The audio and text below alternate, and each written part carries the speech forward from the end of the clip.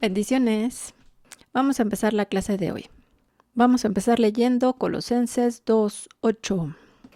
Dice: Mirad que nadie os engañe por medio de filosofías y huecas sutilezas, según las tradiciones de los hombres, conforme a los rudimentos del mundo y no según Cristo. Bueno, quédense con eso mientras hay en su pensamiento. Como vimos la clase pasada, la etapa de la juventud adulta inicia por ahí de los 18 años. Es en esa edad en donde ya se puede formar una verdadera identidad. Se empieza a formar la persona que ya será en el futuro. Y es cuando se empiezan a tener amistades o conocimientos que nos pueden alejar de la fe cristiana. Los jóvenes adultos mayores de 18 años que están formándose una identidad, sea correcta o incorrecta, sea verdad o sea mentira, pueden influir en las creencias de jóvenes cristianos y provocar una transferencia de fe. Más adelante vamos a ver qué es esto. Esto suele suceder al iniciar la universidad, en donde se encuentran con maestros y compañeros que son personas más intelectuales, según esto, más preparados, con más ganas de aprender, que saben estudiar, que saben leer, pero todo ese conocimiento lo están adquiriendo del mundo. Aunque los jóvenes no entren a una universidad, no estén estudiando una carrera, se van a encontrar con estas personas porque es la edad y la etapa en la que se está formando una ideología, una identidad, con una religión, con una creencia, con algo que leyeron en un libro, con algo que escucharon decirle a alguna persona, y como sea, se encuentran personas. Es la etapa en la que se está formando una identidad en todos los jóvenes de esas edades, o más grandes también, y que se empiezan a ver influenciados por ciertas ideas distintas a las que ellos tenían en el pasado. Si en esta etapa no se afirman en su fe cristiana y se dejan envolver por las doctrinas y filosofías del mundo, después va a ser más difícil que regresen a la verdad. Decíamos que todo el mundo tiene fe, hasta los ateos, aunque ellos digan que no. La Biblia dice que hasta los demonios creen y tiemblan. Y ya sabemos que esa fe no es la fe de Dios, pero los ateos también creen en lo sobrenatural, en lo que no se ve, aunque lo nieguen, porque lo sobrenatural, como le llama el mundo, es lo espiritual, como le llama la Biblia, y es un fenómeno que desafía las leyes de la física y que no puede ser explicado por la ciencia como un milagro. Un milagro no puede ser explicado y desafía las leyes de la física. Ellos, los ateos, creen que todo se formó de la nada. El Big Bang es una teoría de la creación del universo que dice que la materia, el espacio y el tiempo se formaron en una explosión, así que de repente formó todo, de un pequeño punto de masa, que estaba tan comprimido que después explotó y se formó todo lo que existe. Para saber eso, para creer eso, de verdad que hay que tener mucha fe, que de la nada surgió todo. Y bueno, ahora ya hay más teorías, no solamente la del Big Bang, hay otras que dicen otras cosas, pero es lo mismo, todo surgió de la nada. Y bueno, ¿qué es la transferencia de fe? Los jóvenes de estas edades que deciden por el Evangelio, pues no tienen mucho problema, pero los que no ponen tiempo en investigar su fe pueden ser arrastrados por la mentira del mundo y del diablo. La transferencia de fe, entonces, es cuando cambian sus creencias, su fe, por las creencias del mundo o de otras personas, que es lo mismo. La transferencia entonces es de una fe a otra. La fe se transfiere a otra cosa. Ya no es creo lo que dice la Biblia, sino creo lo que dice la ciencia, la filosofía, la literatura, de lo que sea. Eso es una transferencia de fe que está sucediendo en los jóvenes cristianos universitarios o jóvenes adultos. Es muy importante entonces que estos jóvenes sí se afirmen en su fe cristiana y que no se dejen envolver por las doctrinas y filosofías del mundo, porque después va a ser más difícil que regresen a creer la verdad.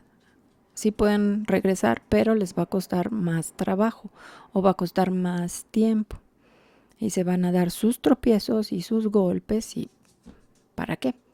Es por eso que ahora vamos a estudiar un poco lo que es la apologética. La apologética es la defensa de la fe, para saber por qué creen lo que creen. O sea, nosotros tenemos que saber explicar por qué creemos lo que creemos. Porque el mundo dice que los cristianos tenemos una fe ciega y que creemos todo lo que nos dicen y que no preguntamos nada. Que solamente creemos por creer, pero nosotros sabemos que eso no es cierto. Nuestra fe sí puede ser confirmada y es confirmada por la ciencia, por la biología, por la química, por la historia, por la arqueología, la paleontología. Y la Biblia no está peleada con la ciencia. La ciencia confirma la Biblia. A veces la ciencia se equivoca, como vamos a ver más adelante. Y pensándolo bien, también un evolucionista necesita tener mucha fe para creer que de una sustancia que no tenía vida, simplemente apareció la vida, espontáneamente de la materia inerte, sin razón ni causa, surgió la vida. Esto es ilógico, pero así lo creen. Nosotros sabemos que la vida la da Dios, no aparece así solita porque sí. Vamos a leer Primera de Pedro 3:15. Dice, sino santificad a Dios el Señor en vuestros corazones y estad siempre preparados para presentar defensa con mansedumbre y reverencia ante todo el que os demande razón de la esperanza que hay en vosotros. Entonces tenemos que estar siempre listos y preparados para presentar defensa de lo que creemos, de la esperanza que tenemos. ¿Cuál es la esperanza que tenemos? La vida eterna. Vamos a ver lo que dice el diccionario Strong. Sino santificad al Señor Dios en vuestros corazones y estad siempre aparejados. No, esta no es. Vamos a ver lo que dice el diccionario Strong. Sino santificad a Dios el Señor en vuestros corazones y estad siempre preparados para presentar defensa. Esta palabra defensa es la G627, que significa, bueno, es apología. De aquí sale nuestra palabra en español, apología o apologética.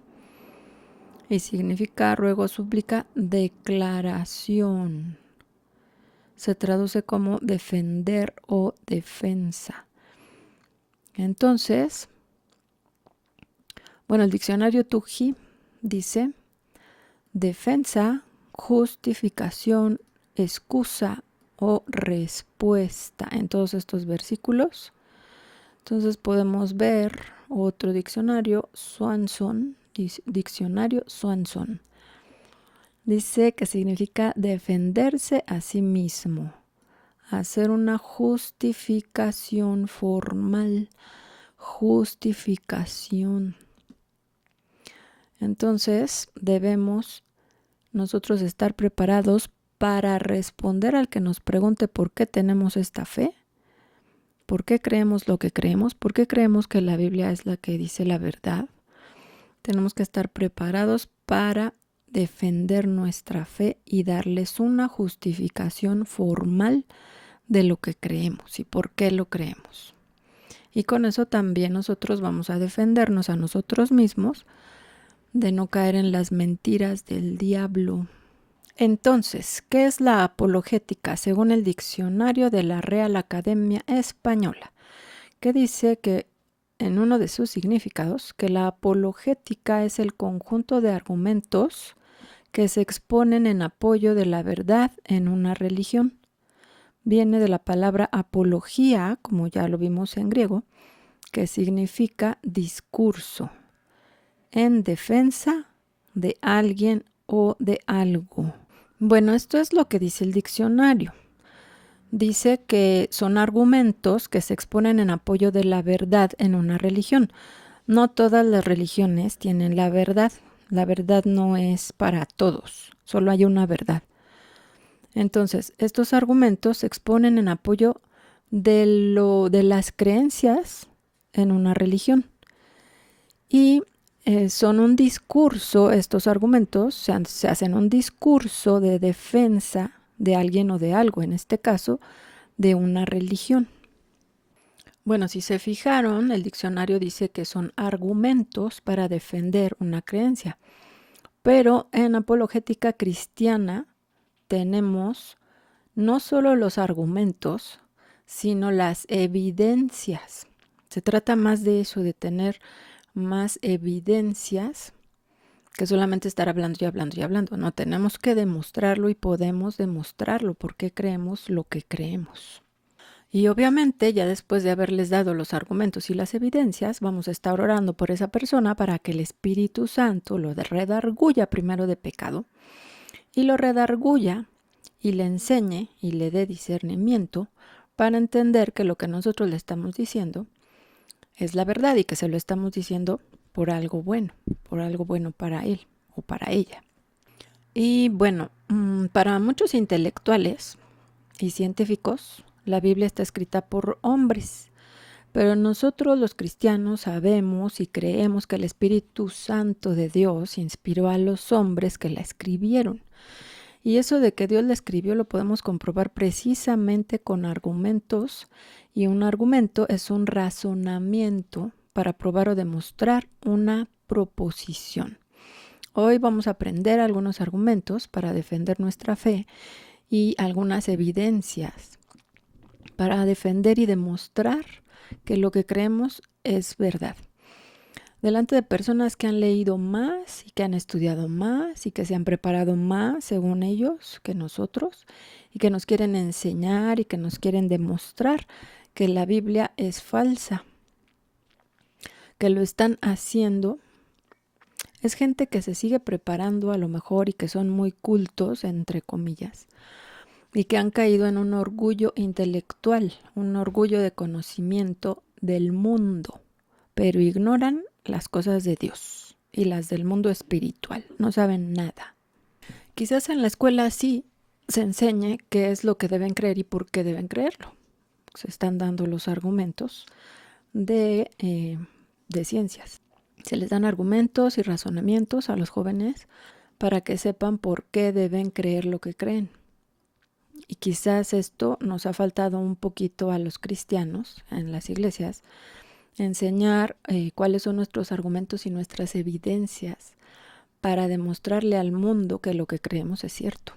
Y por eso muchos jóvenes al llegar a la universidad o al llegar a estas edades de 18, 20 años, se empiezan a alejar de la palabra de Dios, contaminados por la ideología y las creencias del mundo.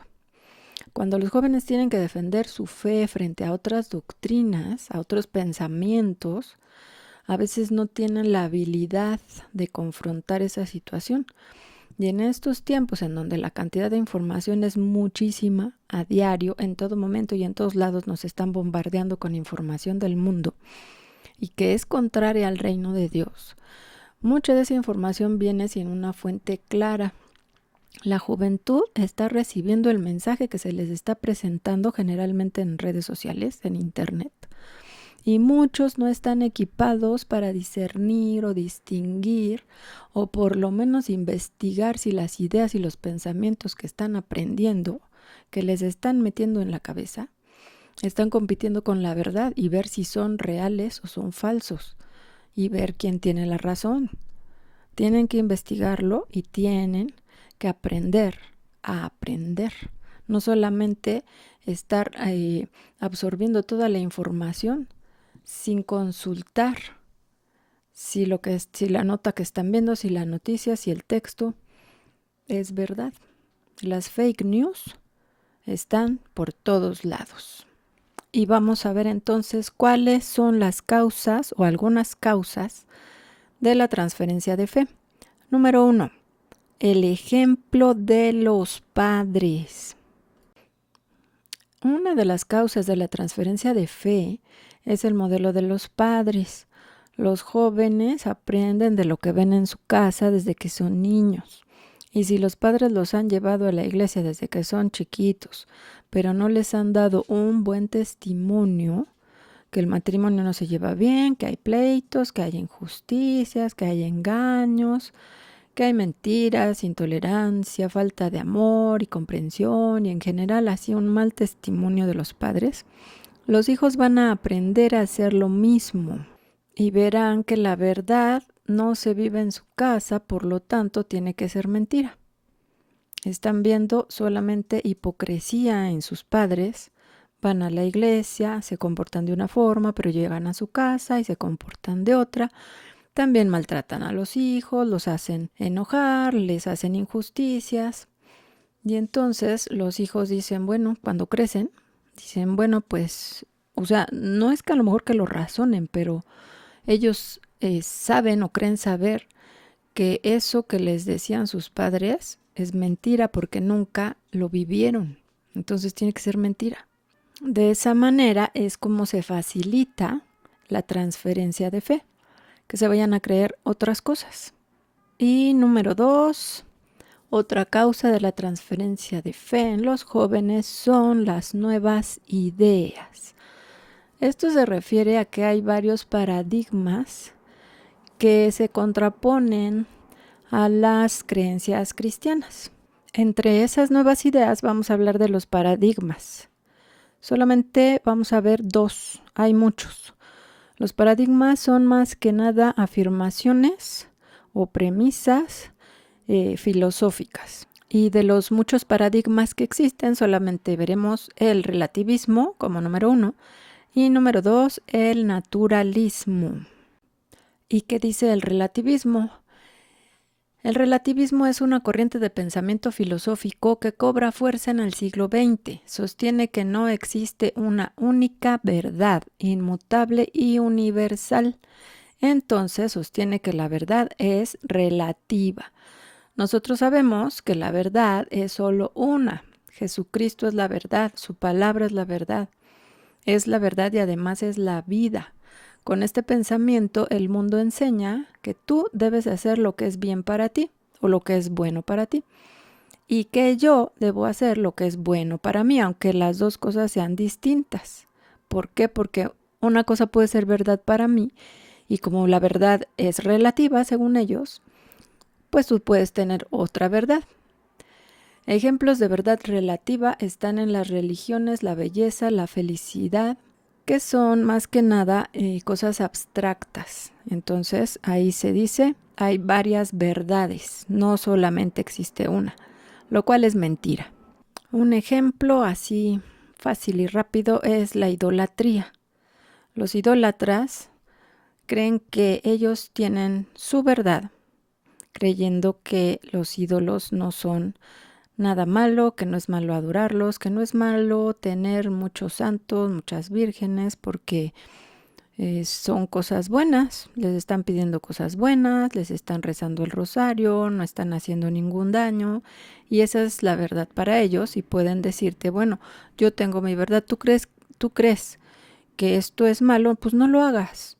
¿Tú crees que solamente hay un Dios? Bueno, pues entonces tú crees lo tuyo y yo creo lo mío y tú tienes tu verdad y yo tengo mi verdad y todos felices. Pero eso es falso. Ahora vamos con el naturalismo. El paradigma del naturalismo dice que todo es posible solo por causas naturales y que lo sobrenatural, que es lo que va más allá de la naturaleza, es decir, más allá de lo físico, de lo que se ve y de lo que se puede palpar, que eso no puede existir. Es decir, el mundo espiritual no existe para el naturalismo, solo existe lo que es natural. Y bueno, además de los paradigmas, ¿de qué otra forma se pueden meter ideas en la mente de los jóvenes? Es lo que se aprende en la escuela. Por ejemplo, la teoría de la evolución o las eras geológicas. ¿Y qué podemos concluir con esto? Este reporte nos indica que actualmente la teoría de la evolución, que se basaba en las capas geológicas de la Tierra, es una teoría sin fundamento sólido. porque estaba basada simplemente en las interpretaciones de científicos del siglo XVIII y XIX. Sabemos que toda interpretación es personal y que puede ser equivocada. Y por lo tanto, no son argumentos válidos para afirmar que existió una evolución basada en las capas geológicas, en los fósiles que se fueron depositando en las capas geológicas. Sabemos que la Biblia dice que fuimos creados por Dios, tanto animales como seres humanos, y nosotros creemos que así fue. Y nosotros creemos que así fue. No somos producto de la evolución.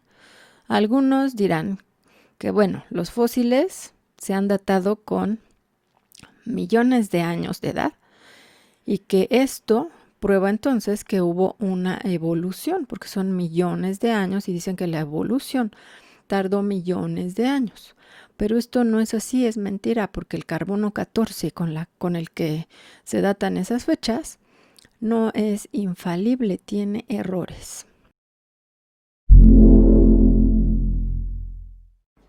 Cuando se oye a algunos científicos hablar de la datación de fechas según el carbono 14, se debería saber que este no es infalible. Aquí tenemos un ejemplo de las discrepancias que puede haber. Esto es un britano primitivo muerto durante un ritual. Los resultados de los test mediante carbono 14 varían en 800 años de un laboratorio a otro. Esta es Santorini, una isla griega que prácticamente desapareció tras una tremenda erupción. Un laboratorio fijó la fecha en el 2600 a.C. y otro en el 1100 a.C. Son 1500 años de diferencia.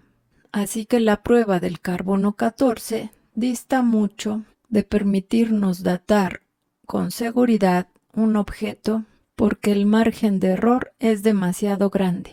Esta momia se encuentra en el Museo de Manchester. Un laboratorio hizo el sorprendente cálculo de que los huesos eran 1000 años más antiguos que la tela en la que estaban envueltos. La prueba de carbono 14 no es confiable para determinar la edad de cosas que vivían. La prueba de carbono 14 ha dado edades muy equivocadas para cosas que sí se sabía su edad. Por ejemplo, carbón de Rusia, 1680 años. Una foca muerta hace 30 años, el carbono 14 la dató como 4600 años de muerta. Una foca recién muerta, el carbono 14 la dató con 1300 años de muerta. Cáscara de caracol vivo la dató en 27.000 años. Tejido de caracol vivo la dató en 3.000 años. Corteza de árbol vivo la dató en 10.000 años. Pero, ¿qué es la datación por carbono 14? Es un método para calcular la edad de muestras orgánicas de menos de 50.000 años. Por supuesto que estas muestras orgánicas fueron organismos vivos y por lo tanto pues tienen que estar muertos para poder hacer la datación por carbono 14. ¿Y en qué consiste? En medir la cantidad del isótopo carbono 14, es decir, el carbono 14 es un isótopo. Se mide la cantidad de este isótopo en especímenes muertos. Se ha calculado que a los 5730 años, los restos del ser muerto, de cualquier ser muerto, han reducido a la mitad su cantidad de carbono 14. Sean plantas o sean animales, insectos, cualquier organismo vivo que haya muerto, a los 5730 años de muerto, su cantidad de carbono 14 se ha reducido a la mitad. También se ha usado el carbono 14 para datar objetos. Pueden ser telas o cualquier objeto que contenga carbono, porque los isótopos de carbono 14 pues proceden del carbono. Y la mayoría de los objetos en la Tierra contienen carbono. Haciendo cálculos y haciendo cuentas, Se puede calcular cuántos años de muerto tiene el espécimen. Todos los organismos contienen carbono 14. Y la pregunta más importante sería, ¿la prueba del carbono 14 es infalible? No, tiene errores y muy grandes. Pero aquí tenemos un conflicto. La Biblia afirma que la Tierra es joven, es decir, que tiene alrededor de 6.000 años de edad. El carbono 14 dice que los fósiles de dinosaurios tienen más de 3.000 millones de años. ¿Cómo podemos compatibilizar estas fechas o estos años, este número de años? Si los dinosaurios tienen más de 3.000 millones de años, entonces ¿cuántos años tiene la Tierra? La Biblia no dice eso. La Biblia habla con todas las genealogías de 6.000 años de edad. Aquí tenemos un dato curioso. El carbono 14 no funciona para datar restos de hace tan solo 50 o 60 años. ¿Cuál es la razón? Pues la bomba atómica y los ensayos nucleares liberaron una gran cantidad de carbono 14 en la atmósfera de la Tierra. Se regó por toda la Tierra y esto alteró los niveles en diferentes magnitudes, en diferentes lugares sobre la Tierra. Entonces ya no funciona la prueba de carbono 14. Bueno, de por sí no funciona bien. Menos funciona para los organismos muertos hace 50 o 60 años.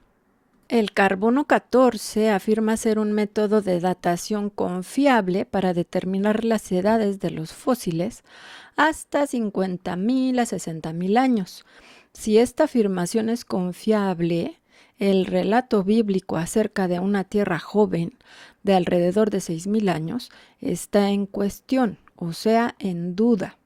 Cuando la interpretación de datos por la ciencia no coincide con el sentido del texto de la Biblia, nosotros los cristianos no deberíamos reinterpretar la Biblia.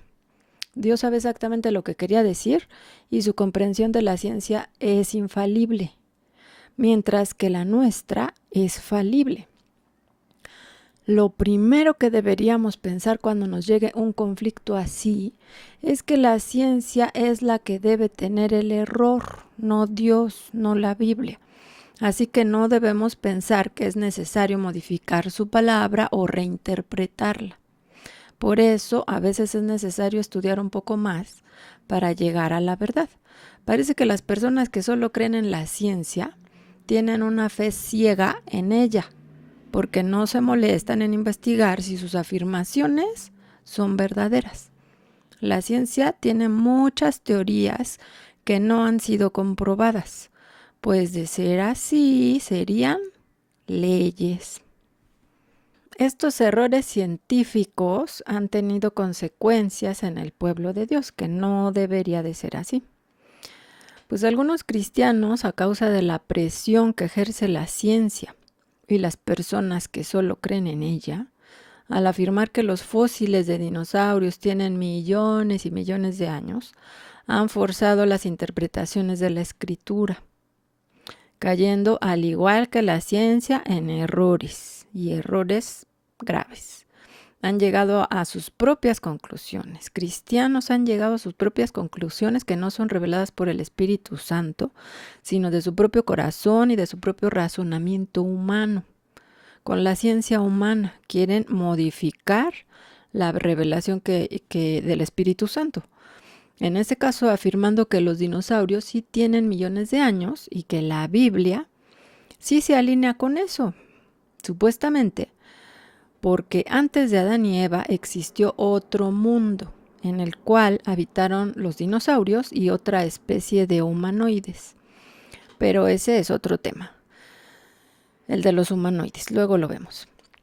Y por el afán de dar respuesta bíblica a las falsedades de estas afirmaciones, se ha forzado a una interpretación equivocada. Vamos a ver esta tabla, dice, derivada de la obra de Thomas L. Thompson. el pasado mítico, de donde proceden las notas citadas. Bueno, es por los masoretas. Esto fue calculado por los masoretas. Aquí dice el año del mundo, de la fecha del año del mundo, según esta tabla, el año 1 del año del mundo, el hecho es la creación de Adán. Ellos toman como el año del mundo, pues sí, en ese año fue creado Adán y fue creado el mundo también. Y bueno, aquí tiene unas notas, dice, desde la creación hasta Abraham se calculan las fechas añadiendo las edades de los patriarcas que el texto bíblico proporciona en relación con el nacimiento de su sucesor. Entonces son las edades de los patriarcas desde Abraham. Se propone como posible que el periodo del diluvio universal no se tenga en cuenta para el cómputo. Así se ha interpretado que Sem, nacido 100 años antes del diluvio, tenga a su primer hijo 2 años después del diluvio, a pesar de que en Génesis 11 se especifica que solo tiene 100 años en ese momento. Bueno, aquí van las fechas y sumando estas, las edades de los patriarcas, hasta el nacimiento de Abraham, son 1946 años. Luego a la llegada de Egipto son 2236 años. Luego el éxodo, 2666 años del mundo. Luego el templo de Salomón, 3146 años. Cautividad de Babilonia, 3576 años. El edicto de Ciro, 3626, y la reconsagración del templo, 4000 años del mundo. El periodo final son los 374 años entre el edicto de Ciro, que es 538 a.C., y la reconsagración del templo por los macabeos, que fueron en el 164 a.C. El ciclo completo de 4000 años se calcula hacia atrás de este punto.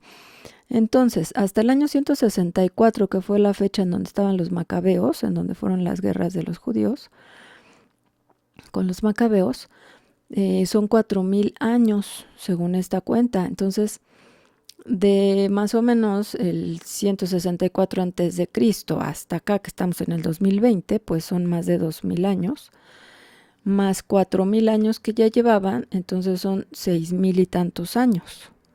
Eso quiere decir que pues la Tierra tendría un poco más de 6000 años, pero no millones de años como dice la ciencia. Ese es el conflicto que tenemos con esa parte, que en realidad es una interpretación de científicos de hace 2 siglos que dijeron, los estratos de la Tierra, las capas geológicas están indicando una evolución, y después se inventó la prueba del carbono 14, la cual dice que los fósiles en esas capas de los dinosaurios tienen millones de años, y entonces pues todo les hace pensar que la Tierra tiene muchos más millones de años. Vamos a leer Romanos 12:2. No os conforméis a este siglo, sino transformaos por medio de la renovación de vuestro entendimiento, para que comprobéis cuál sea la buena voluntad de Dios, agradable y perfecta. Este versículo nos está hablando que no nos conformemos a este siglo o a este mundo, como también se traduce, sino que seamos transformados por medio de la renovación del entendimiento. El entendimiento es nuestra mente, nuestros pensamientos, que no nos dejemos llevar por lo que dice el mundo, sino que nos transformemos por medio de la renovación del entendimiento o mente, para que comprobemos cuál es la buena voluntad de Dios, agradable y perfecta. Es decir, que vamos a comprobar cuál es la voluntad de Dios si renovamos nuestro pensamiento, nuestra mente, y no nos dejamos llevar por el mundo, por el pensamiento del mundo. Aunque el mundo afirme que tiene la verdad y que tiene la razón porque tiene la ciencia y tiene el pensamiento lógico, nosotros no nos tenemos que dejar llevar por ese pensamiento del mundo. Nosotros debemos ser guiados por el Espíritu Santo y renovar esos pensamientos del mundo que nos quieren meter o que ya tenemos metidos. Tenemos que sacarlos por medio de la palabra de Dios, por medio de los pensamientos de Dios, por medio del cambio de nuestra mente con la palabra de Dios. Y la palabra de Dios es verdad. Aunque nosotros no entendamos, aunque la ciencia diga otra cosa, aunque parezcan contradicciones, siempre tenemos que pensar que la palabra de Dios es la que tiene la razón y tenemos que investigar hasta llegar al fondo de la verdad y poder comprobar y tener argumentos y tener evidencias de que lo que dice la Biblia es verdad, es real.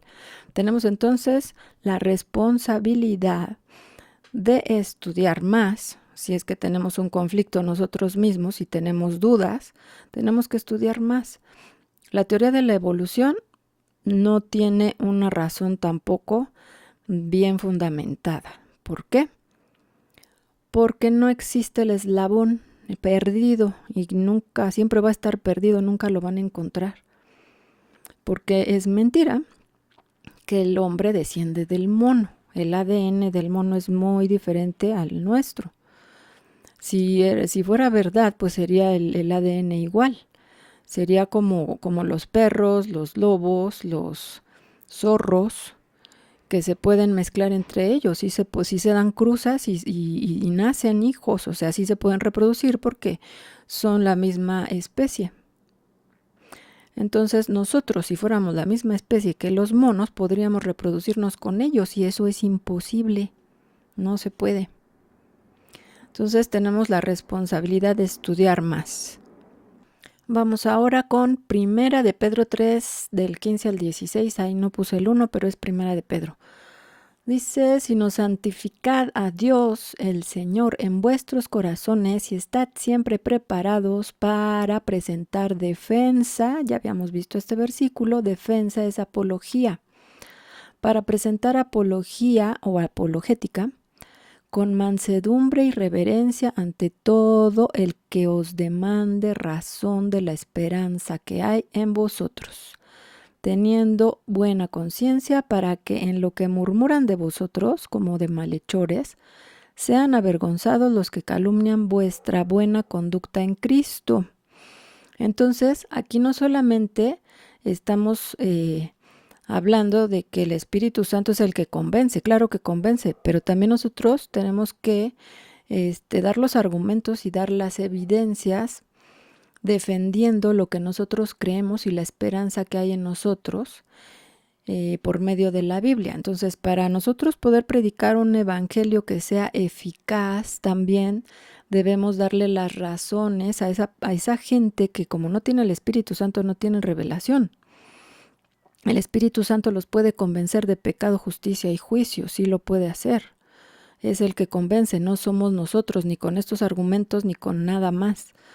Nosotros solamente somos un medio para que llegue el mensaje a estas personas, pero estas personas, como tienen más entendimiento en su mente que en su espíritu, pues también tenemos que darles la información necesaria cuando nos pregunten, ¿y por qué crees en esto si la ciencia dice esto? Ah, bueno, entonces ya nosotros daremos los argumentos y les mostraremos las evidencias de lo que hemos estudiado, por eso tenemos que estudiar más. Y créanme que se los digo por experiencia. Muchas veces me ha tocado con amigos o compañeros del trabajo darles explicaciones más científicas que ellos entiendan y comprendan para mostrarles que la Biblia tiene la razón, que en la Biblia está todo, está la biología, la química, hay todo. Entonces, estas personas ponen más atención, te ven como una persona que no es ignorante, que además de conocer la Biblia, conoces otros muchos temas y tienes conocimientos escolares también, y entonces te tienen más confianza, pueden escucharte más, pueden poner atención porque les estás enseñando cosas que ellos no conocían, que no sabían, pero que tienes argumentos y evidencias que también son científicas. Entonces, de verdad, esto es muy, muy importante para que la gente conozca más de la Biblia. Ahora vamos a Timoteo 6:20. Bueno, aquí también me faltó el 1. Vamos a leer primera de Timoteo 6 del 20 al 21. Dice, oh Timoteo, guarda lo que se te ha encomendado, evitando las profanas pláticas sobre cosas vanas y los argumentos de la falsamente llamada ciencia, la cual profesando algunos se desviaron de la fe. Esto es exactamente de lo que estamos hablando.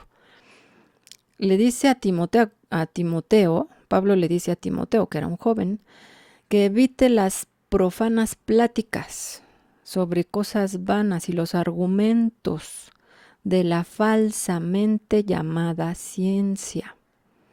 Y dice que algunos profesando la ciencia se desviaron de la fe. Exactamente eso es de lo que estamos hablando, que ahora los jóvenes, muchos jóvenes que entran a las universidades, se desvían de la fe porque adquieren más conocimientos humanos, más conocimientos del mundo, y por no conocer bien la Biblia, se creen todo lo que les cuentan. Entonces se desvían de la fe. Vamos a ver solamente un poquitito de las especies del lobo y del perro. Bueno, son la misma especie. Vamos a ver rápidamente aquí en internet. Dice la misma especie con cambios evidentes. ¿Sabías que tanto los lobos como los perros pertenecen a la misma especie zoológica? Se trata de la especie Canis lupus, a la que pertenecen todos los lobos y también el perro doméstico, cuyo nombre como subespecie es Canis lupus familiaris. Este artículo solamente está hablando de los perros y los lobos, pero están los zorros, los coyotes y otros más. La especie Canis lupus está formada en su mayoría por distintos tipos de lobos, como por ejemplo el lobo euroasiático Canis lupus lupus, el lobo ibérico Canis lupus signatus, lobo ruso Canis lupus communis. Es decir, que son diferentes subespecies de lobos. Si bien la especie es la misma, esta clasificación más minuciosa en subespecies nos deja muy claro que entre el perro doméstico y todos los lobos existentes en la actualidad hay una amplia brecha. Esto se debe principalmente al proceso de domesticación que dio lugar a los perros, el cual no solo se hace evidente en el comportamiento de ambos animales, sino que ha marcado importantes diferencias fisiológicas y anatómicas.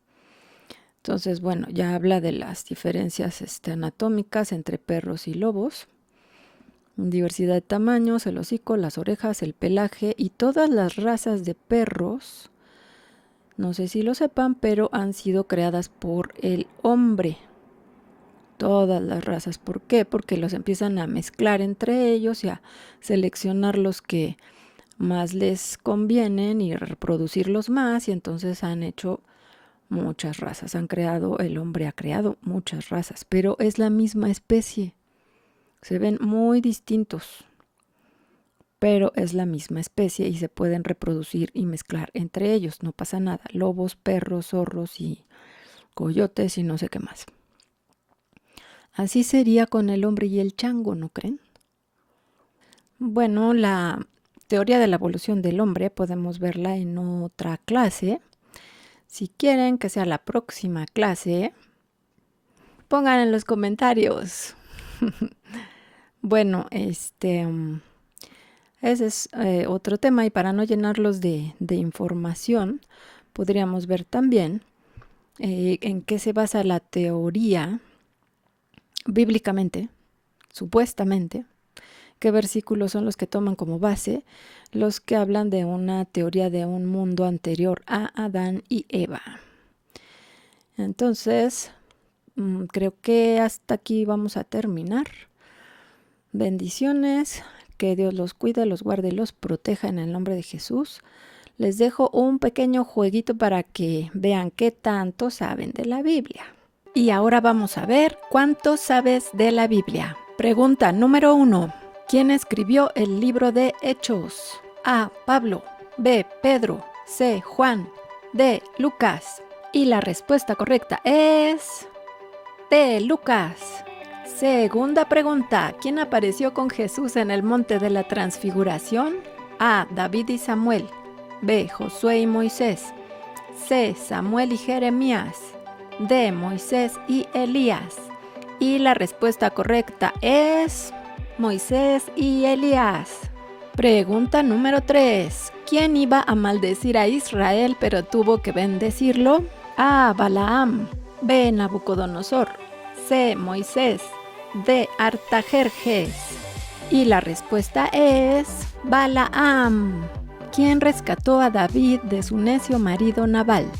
A. Ana. B. Betsabé. C. Abigail. D. Dina. Y la respuesta es Abigail. ¿Quién fue reprendido por Pablo por negarse a comer con los gentiles? A. Marcos. B. Mateo. C. Pedro. D. Bernabé. Y la respuesta es Pedro. ¿En dónde ocurrió el enfrentamiento de Elías con los profetas de Baal? A. Monte Sinaí. B. Getsemaní. C. Río Jordán. D. Monte Carmelo. Y la respuesta es Monte Carmelo. ¿Dónde fueron llamados cristianos por primera vez? A. Jerusalén. B. Antioquía. C. Éfeso. D. Filipo. Antioquía. ¿Dónde Jesús caminó sobre el agua? A. Mar Rojo. B. Río Jordán. C. Mar Muerto. D. Mar de Galilea. Mar de Galilea. ¿A dónde se dirigía Pablo cuando fue cegado en el camino? A. Antioquía. B. Damasco. C. Betania. D. Jerusalén. Y la respuesta es Damasco. ¿En dónde quedaba el río en el cual estaba Ezequiel con los exiliados cuando recibió una visión de Dios? Quebar, Damasco, Betania o Jerusalén. La respuesta es Quebar. Siguiente pregunta. ¿En qué libro se encuentra el juicio de Dios sobre Israel representado como una horda de langostas? A. Joel. B. Isaías.